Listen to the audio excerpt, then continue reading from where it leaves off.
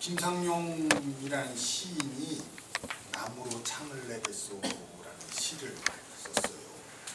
유명한 시라 여러분들 아시는 분 많을 텐데, 그 마지막 부분이 뭔가 하니 왜 사냐건 왜 사냐건 묻지요. 왜 사냐, 왜 사냐. 이 왜 사냐에 대해서 진지하게 생각해 보질 않았어요. 도대체 왜 사냐. 기독교인들은 좀 하지요. 하나님의 영광을 위해서. 이렇게. 여러분들 아침 식사하고 오셨지요? 네. 왜 밥을 먹습니까? 왜 밥을 먹느냐? 기차 타고 올라오는데 딸아이랑 같이 오는데 딸아이가 그러니 일하지 않으면 먹지도 말아야 된다. 뭐 그런 흔한 얘기를 해요. 근데 그 짧은 생각입니다. 일 안 하는 사람도 먹어야지. 일 못하는 사람도 먹어야지. 밥은 먹어야 될 거 아닙니까? 살기 위해서 먹는다? 에이, 그건 더 짧은 생각이에요. 내일 아침 사형당할 사람, 내일 아침 죽을 사람. 죽을 건데 뭘 먹어? 근데 내일 아침 죽을 사람은 더 정성껏 밥 해줘야 되는 거 아닙니까? 그러니까 살기 위해서 먹는다도 아니고, 일하기 위해서도 먹는다는 것도 아니고, 밥은 그냥 먹어야 돼요. 무조건. 배고파서 먹고 맛있어서 먹고 아무튼 그냥 먹어요. 밥은 왜 먹느냐? 그냥 먹는다. 착하게 살아야죠. 왜 착하게 살아야 되느냐? 천국 가려고? 착하게 사는 거하고 천국 가는 거하고 관계없다고 우리 많이 배웠어요. 뭐 칭찬 들으려고? 착하게 한 사람은 뭐 감옥 가니까? 그게 아니고, 착하게 사는 것도 이유가 없습니다. 그냥 그렇게 살아야 되니까. 사람이라면 마땅히 착하게 살아야 되니까 그냥 착하게 살아야 되는 거지요. 왜 예수를 믿는가? 왜 예수를 믿는가? 예수 믿는 목적이 뭐냐? 그러면 이렇게 얘기들을 해요. 다 쓰잘데없는 얘기입니다. 예수 왜 믿느냐? 그냥 믿는 거예요. 그냥 마땅히 믿어야 되니까. 아멘. 하나님 왜 믿느냐? 아니, 그냥 믿는 거예요. 하나님이 복 주시니까. 하나님이 그냥 원치 않으시면 우리 생명 금방 걷어갈 수 있으니까. 아무리 잘 믿어도 걷어갈 때는 걷어갑니다. 그러니까 하나님 믿는 것도 이유가 없습니다. 왜 사느냐? 그것도 이유가 없어요. 목적이 없어요. 왜냐하면 목적이 있다면, 사는데 목적이 있다면, 하나님을 믿는데 목적이 있다면, 예수를 믿는데 목적이 있다면, 그 목적이, 그 이유가 사는 것보다 중요하기 때문에, 그 이유가 하나님보다 더 중요하기 때문에, 그 이유가 예수님보다 더 중요하기 때문에, 그래서 그 이유와 목적이 사라지면 하나님 믿을 필요가 없고 예수 믿을 필요도 없고 또 살 필요도 없지. 죽어야지. 살아야 될 목적이 사라지니까 죽어야 될 거 아닙니까? 저는 그렇게 생각해요. 세상에 살아야 되는 것보다 더 중요한 목적이 어디 있느냐? 없어요. 있다고들 그러는데 그건 다 사기야. 나라와 민족이 더 생명보다 귀중하다. 그러니 나라와 민족을 위해서 목숨을 바쳐라. 그거 사기지 뭐. 그 옛날 전체주의자들이 그냥 그 국민들 몰아붙인 거 아닙니까? 사기쳐가지고 나라를 위해서 목숨을 바쳐라. 나폴레옹은 막 훈장 팍팍 줘가면서 그럼 그 훈장에 그냥 현혹돼가지고 이야 대단한 것처럼 자기 목숨들을 바친다. 왜 공부를 하는가? 공부 얘기 좀 하죠. 왜 공부를 하는가? 공부하는 것도 출세하기 위해서, 성공하기 위해서. 그럼 성공하지 못할 사람은 공부하지 말아야 되겠네. 출세하지 못할 사람은 공부하지 말아야 되겠네.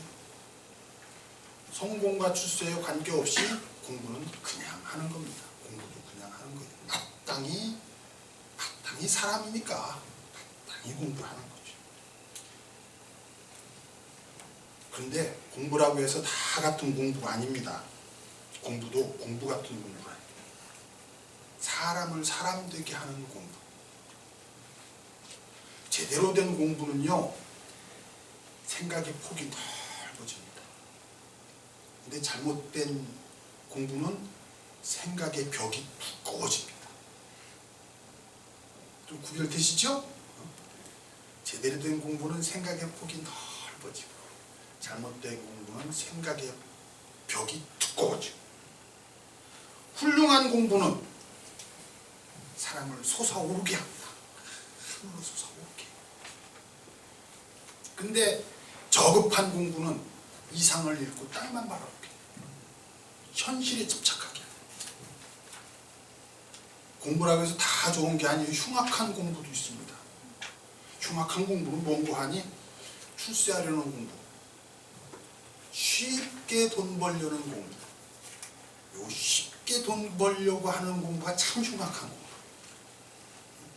정직하게 돈 벌어야지.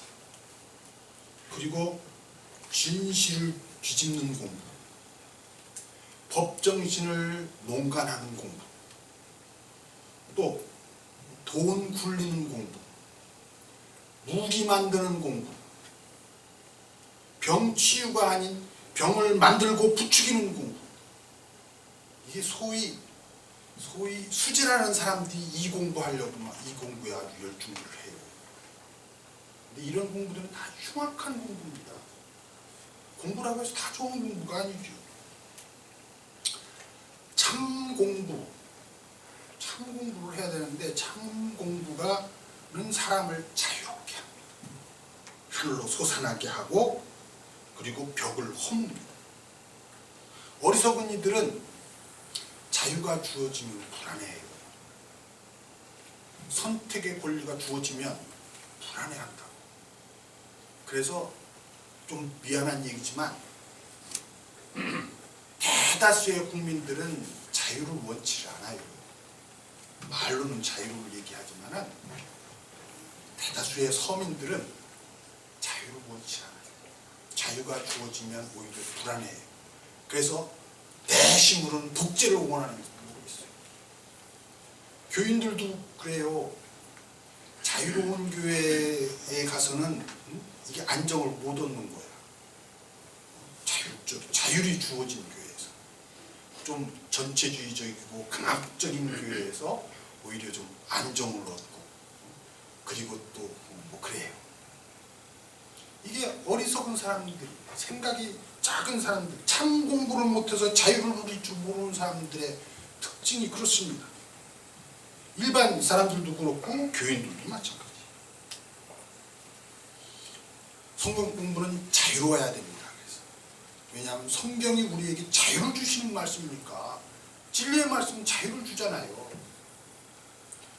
성경 공부는 자유로워요. 그래야 참 공부입니다. 자유롭지 못한 공부는 노예 공부죠. 흉악한 공부. 많은 교회들이 성경 공부들을 해요. 근데 다는 아니겠죠. 많은 교회들이 성경 공부를 하는데 그 성경 공부가 자유롭지가 못해요. 딱 짜맞춰진 프로그램에 의해서 옆으로 못세게 좀 딴소리, 엉뚱한 소리, 좀 자유로운 소리 하면 그거 위험한 소리라고. 그거 이단들이 하는 소리라고. 좀 의심하면 이게 좀 의심이 된다고 그러면 믿음이 없어서 그렇다. 무조건 믿으라. 그게 무슨 성경 공부입니까? 그건 성경 공부가 아니에요. 그건 노예를 만드는 거지. 그런 것이 흉악한 공부라. 장공 김재준 선생님께 어떤 사람이 비난을 하면서 묻습니다. 당신 자유주의 신학자 아니요? 이 장공 선생님 대답하기를, 나는 자유주의 신학자가 아니고 신학의 자유를 얘기한다. 신학의 자유, 학문의 자유, 신앙에도 자유가 있어야 돼요. 이것이 사람을, 학문이 사람을 자유롭게 하고 하나님의 말씀이 우리를 자유롭게 하는데 그것이 얽매는 것이 되면은 그게 흉악한 공부 아닙니까? 근데 많은 사람들이 거기에서 또 위로를 받으니 참 답답한 것이죠.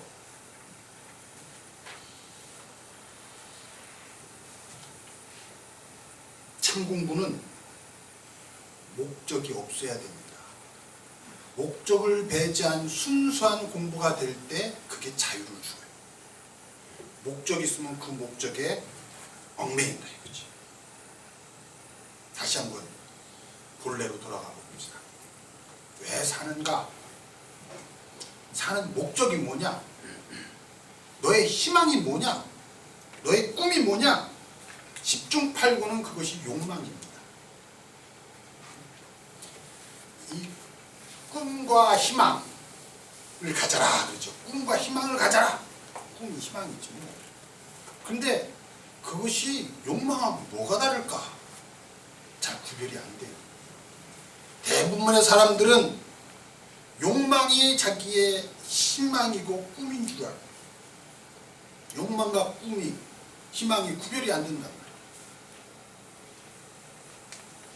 대부분의 욕망이라는 건 뭐냐? 이게 쾌락과 돈과 권력 아닙니까? 쾌락은 이 성욕이에요. 그리고 돈은 물욕이죠. 권력은, 그래서 색마, 색을 좋아하는 사람은 색마라고, 마귀자, 마귀라. 색을 좋아하는 마귀. 돈을 좋아하는 사람을 수전노라고 그래요. 수전노라는 뜻이 뭔가 아니? 돈을 지키는 노예. 권력을 좋아하는 사람은 권력의 주구. 주구가 뭔가 아니? 달려가는 개요. 그 권력을 향해서 막 달려가는데 욕 안 봐. 오로지 그 권력만 향해서 그냥 달려. 좌우 구별하지 않아. 추하죠. 이 욕망이라는 것은 다 그래요. 다 추해요. 그 겉들이 이렇게 드러나죠. 아무리 감추려고 해도 욕망에는 드러납니다. 그럼 얼마나 추합니까? 불쌍하고 비루하고. 왜 사느냐? 그냥 산다. 마땅히 살아야 되니까 산다. 그게 생명이에요. 살라는 하나님의 명령이니까 산다. 마구 사는 게 아니죠. 그냥 산다니까 그냥 헤벨레하게 막 사는 게 아니고, 이 더러운 욕망을 제거하고 아주 순수하게 살아가는 거예요. 그래서 사람답게 사는, 정성되게 사는, 참되게 사는, 이것이 목적 아닌 목적이 돼야 된다. 욕망을 이루려는 삶이 아니라 욕망을 버리는 삶이다. 노자가 그런 말을 했어요. 학문의 길은 날마다 더해가는 길. 도의 길은 날마다 덜어가는 길. 근데 그래서 어떤 사람들은 노자의 가르침에 의하면 학문하지 말란다. 그런데 그게 잘못된 생각이에요. 노자가 말하는 것은 학문하지 말라는 게 아니라 욕망을 덜어내라는 거죠. 참다운 학문을, 참 학문을 하다 보면 욕망이라는 것을 날로 덜어내는 거다.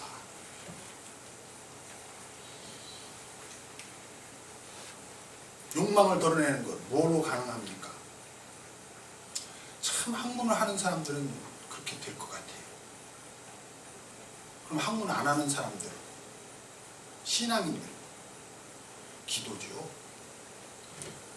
참 기도를 하다 보면 욕망이 사라져. 기도라는 한자말, 기도라는 한자를 보면 보일 시자에다가 도끼 근자가 들어가요. 그게 기자. 도자는 보일 시자에다가 목숨 숫자가 들어가요. 이 보일 시자, 이렇게 아시죠? 이렇게 보일 시자. 이 보일 시자가 제단입니다. 제단. 제단 같이 생겼죠? 요 제단 위에다가 도끼 딱 올려놓는 거예요. 제단 위에다가 목숨 올려놓는 거예요.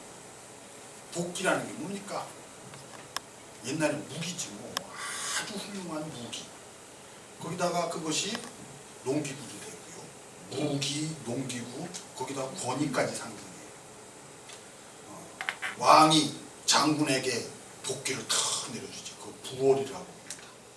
이 군대에서는 네가 왕이다. 네가 절대 권력 휘둘러라. 그거의 상징이거든요. 부월이라는 것이, 도끼가. 하나님의 제단 위에 도끼 올려놓고 목숨 올려놓는 것이 기도다. 아, 얼마나 멋있습니까? 올인하는 거죠. 올인해서 하나님과 담판하는 거지. 이런 기도는요, 매일 할 수 없어요. 평생 한두 번 하는 거지. 평생 한두 번 하는 거지. 이런 기도 어떻게 맨날 합니까?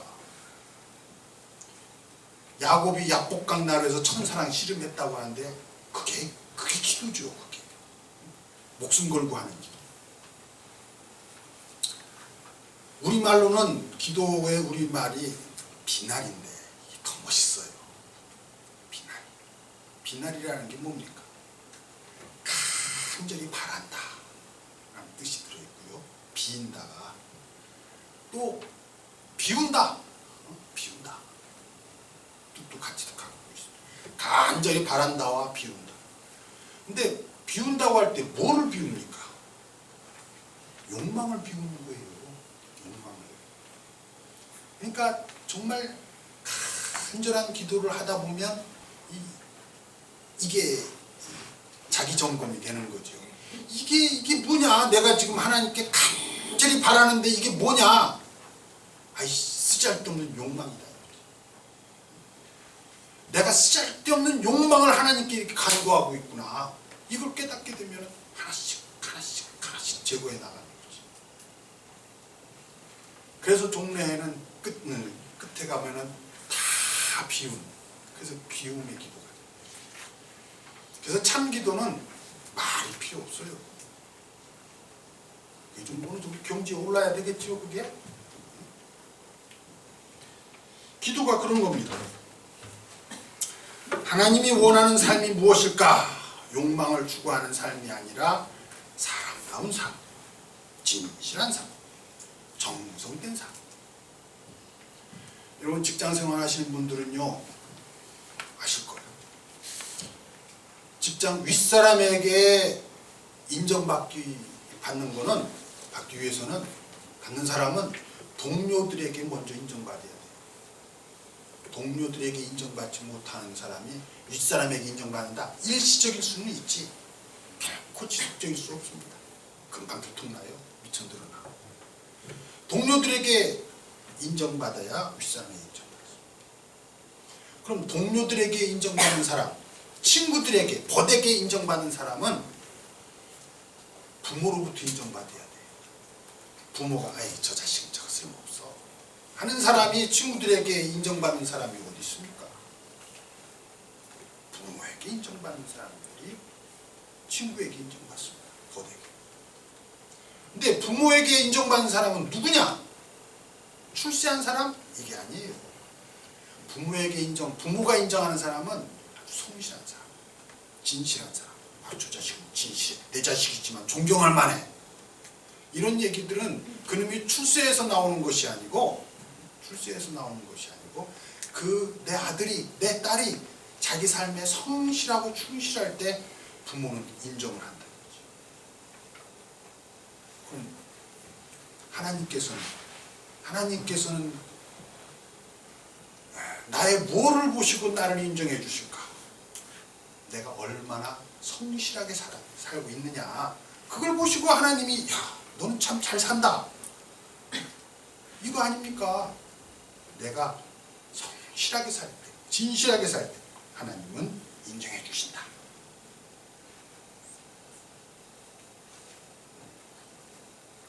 아비보다 나은 자식이 효자입니다. 아비보다 못한 자식은 부모의 수치요. 그래서 불초, 소고생이, 아버지보다 못한. 스승과 제자 관계도 마찬가지입니다. 스승만 못한 제자는 스승의 수치입니다. 선생들이 내 제자가 아주 그냥 크게 성공해서 그럼 잘하지, 걔 내 제자야. 근데 아주 비리비리해 그러면 얘기도 안 하지.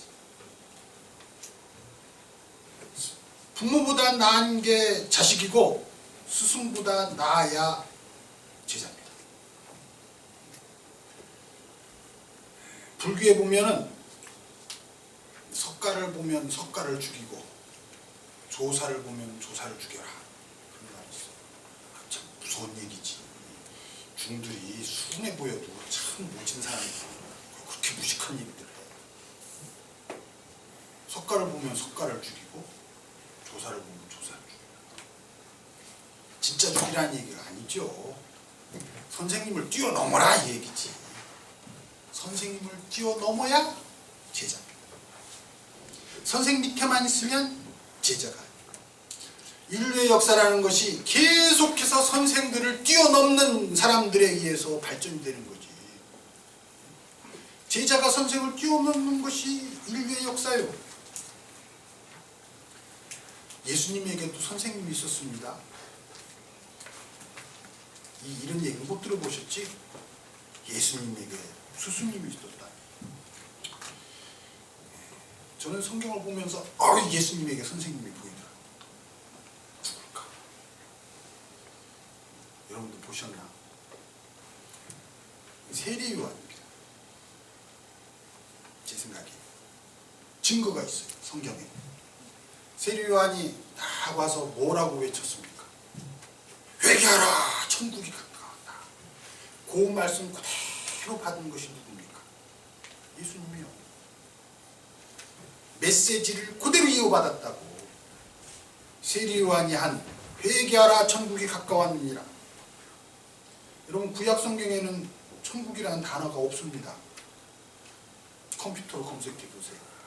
구약 성경에는 천국의 사상은 있어요. 근데 어쨌든 구약 성경에는 천국이라는 단어조차 없어요.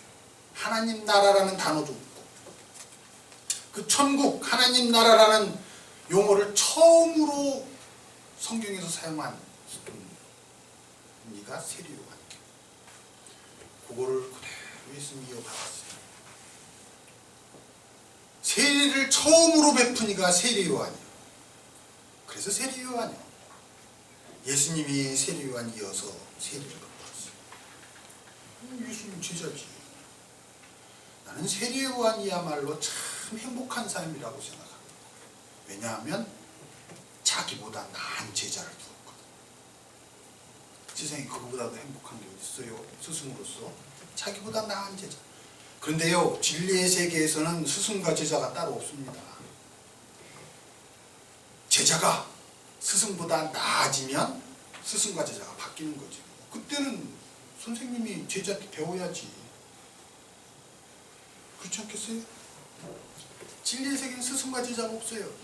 그래서 비록 세례 요한으로부터 배워서 세례 요한의 그 메시지를 이어받았지만 세례 요한보다 더 커졌다. 그게 스승과 제자의 관계입니다.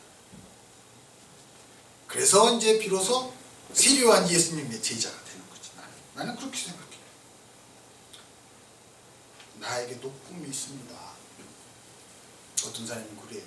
당신 꿈이 뭐냐? 없다. 그럼 이건 좀 없다라고 할 때는 설명이 좀 길어야 돼요. 그냥 없다 그러면 아무 생각도 없이 사는 사람이구나 이렇게 될 거 아닙니까? 나에게도 꿈이 있습니다. 희망이 있다고요. 목적이 있다고요. 그런데 나의 꿈과 희망이 무엇인지, 그것이 욕망이 아닌지 철저히 점검해 봐야 돼요. 기도죠. 학문이죠. 그게 기도고 학문입니다. 철저히 점검하다 보면은 이거 욕망 빼고 하다 보면 이제 진짜 희망이 남아요. 욕망을 다 제거하고. 근데 그게 유감스럽게도 마지막 남은 진짜 희망이라는 것은 이루어질 수 없는 꿈이라. 희망의 우리말이 뭡니까? 꿈이죠. 꿈. 나 엉터리 한글품. 한글학자들이 들으면 엉터리라고 하고, 나의 엉터리 한글품으로 꿈이라는 말은 꾸어온 말의 준말이다.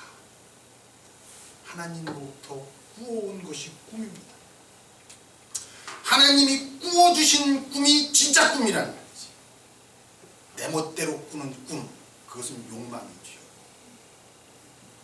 하나님이 꾸어주시는 꿈, 그것이 진짜 꿈이에요. 그건 이루어질 수 없는 꿈이에요. 이루어질 수 없기에 영원하지. 이루어지는 꿈은 영원한 꿈이 아니에요. 이루어졌어. 그 다음에 그걸 끝입니까? 그 다음 또 꿈을 꿔야지. 이루어질 수 없는 꿈이 진짜 꿈이다. 자면서 꾸는 꿈도 있죠. 그건 어원이 달라. 그건 꾸물꾸물의 준말. 이게 제가 할 일을 제대로 확실하게 하지 못하고 꾸물 하다가 그냥 놓쳐버려요. 그러니까 자면서 꾸지. 그거 해야 돼. 그거 못했단 말이지. 자면서. 왜 장자의 이런 말이 나와요? 진인문명. 참 사람은 꿈을 꾸지 않는다. 이게 꾸물할 때 꿈이지. 그때는 참 사람은 꾸물거려서 꾸는 꿈 같은 건 안 꾼다. 하나님이 주시는 꿈이 진짜 꿈입니다. 그거는 오늘 본문 말씀이